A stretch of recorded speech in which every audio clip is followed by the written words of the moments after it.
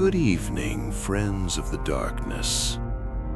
At the request of a channel fan, we're going to tell the story of a killer who sells French fries. But before you think it's just another strange, small-town story, I need to warn you, some people swear he still works on the same corner. It all started when he was a child. His name was Daniel. He was only 9 years old when he witnessed the death of his mother and sister. It was dawn. It was raining heavily. The smell of hot oil came from the small kitchen where his mother prepared French fries to sell the next day. That's how she supported the household after his father disappeared. Daniel was sitting at the table, drawing. His younger sister was playing on the floor. That's when someone knocked on the door. 3 knocks, sharp, firm. His mother hesitated, but opened it. The man entered too quickly. Daniel remembers the soaked coat, the heavy breathing, and the knife. He remembers the screams. He remembers the sound of his mother's body falling to the floor. He remembers his sister running, and he remembers the silence afterward. He hid under the table. The smell of blood mixed with hot oil never left his memory. The police never found the killer, and that night something died inside Daniel too. Years passed. Daniel grew up quiet, cold, observant. He got a French fry cart exactly like his mother's. It was simple, a griddle, a deep pan, boiling oil, coarse salt.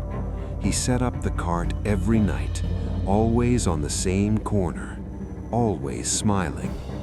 People said his fries were the best in town, crispy on the outside, soft on the inside. But there was something strange. He always chose specific customers, people alone, distracted, or too similar to that man from the early morning. Daniel observed each face, each gesture, each voice. He believed that one day he would recognize his mother's killer, and when he did, he wouldn't call the police. The first death happened years later. A man was found in an alley near the central square. No signs of a struggle, no witnesses. The only strange thing, the smell, oil, French fries.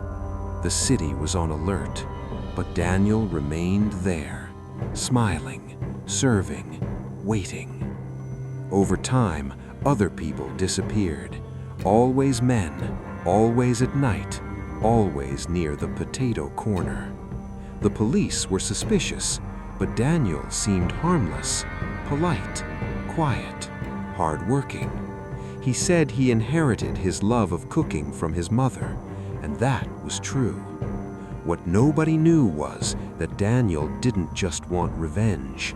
He wanted to relive the moment, the fear in their eyes, the silence before the end, the accelerated breathing. He discovered that the trauma had transformed into something different, something dark, something that grew each time the oil began to boil. The sound of the bubbles bursting, it was almost like the screams of that night. A witness said they saw Daniel talking to a tall man wearing a dark coat on a rainy night. The man was never seen again. The next morning, Daniel opened the cart earlier than usual. He smiled differently, lighter, more tranquil. Some say he finally found the man who killed his mother and sister. Others say he never found him and only began to see his face in everyone. The fact is, disappearances have decreased, but they never stopped completely. If you pass by the corner of Rua das Flores after midnight, you might see a cart illuminated by a dim light. You might smell the irresistible aroma of French fries, and maybe he'll offer you an extra portion for free. He always does this with customers who seem nervous. So, friends of the late night, if someone smiles at you too much under a flickering yellow light, ask yourself, are you buying fries or are you being chosen? Good night, and beware of those who work on the city's quiet street corners.